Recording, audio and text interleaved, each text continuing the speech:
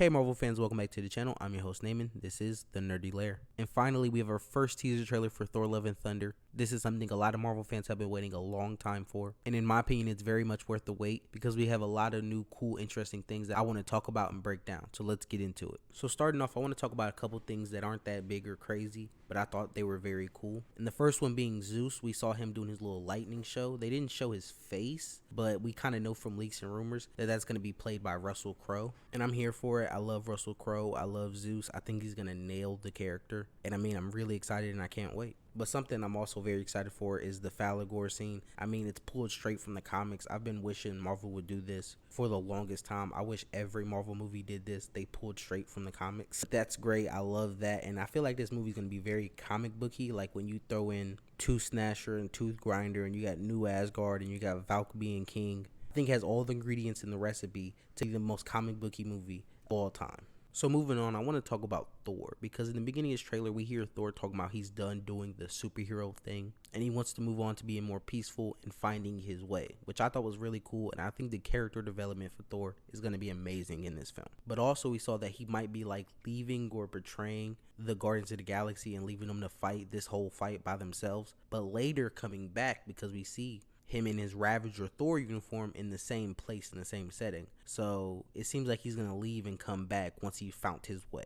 But what's also cool is we saw that Thor is going to be doing like a workout montage, which a lot of fans guessed that we will be seeing in this movie. And overall, he just looks like he's going to be going on a great journey. He's going to be finding dead gods and just kind of realizing that he needs to stop Gore and he needs to be the hero that he's supposed to be. And I'm so excited. It looks great. I think Chris Hemsworth is going to be amazing in this movie. I think he's going to dominate. And I really am really excited to see him in this movie. But moving on to something that's just as interesting is the Guardians of the Galaxy. Because in my head, I thought they were going to be in this movie for maybe the first act and then out. But it's possible that they could be in this movie like the whole movie till the end fight. And from all like the leaks we're getting from toys and stuff, it seems like they're going to be a big part of this movie, which I find very cool. I love it. And we may see Thor in Guardians of the Galaxy 3, which I would also love. I love the as Guardians of the Galaxy type vibe. And I just think it's great. I think it looks amazing. I think Chris Pratt's really going to bring something to this movie.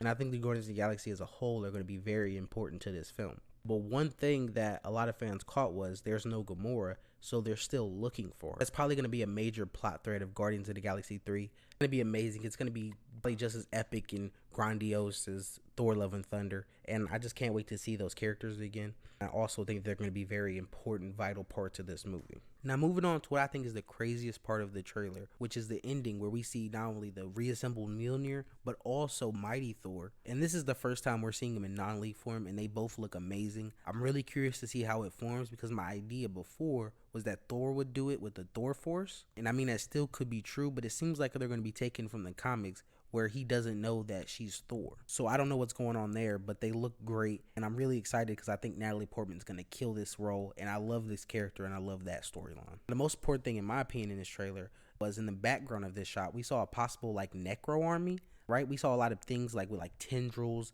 I think I saw a face that looked kind of like a Venom symbiote. My best guess is that these are the Black Berserkers from the comics, like the MCU version, kind of how what they did with the Deviants in Eternals. If that's true, you could just take my money now because that means we're going to get a real necro sword and still hope and possibility that Gore will have his comic book accurate cape. Don't know because he wasn't in the trailer. They're saving him for like probably either another trailer or the movie altogether. Like I always say, anything's possible, and I would love to see him with his cape because I think it goes a long way into making him look a lot better. Overall, this movie seems amazing. I think it's going to be one of the best MCU movies ever, period. I think it's going to be one of my top 3 MCU movies for me personally, and I just can't wait. The movie comes out in 2 months. I'm going to get my tickets as soon as I can because I just really can't wait. I love the character of Thor. I love Mighty Thor. I love Gore, and I really think this movie is going to be truly special. If you agree or disagree, leave your opinions down below. Peace out.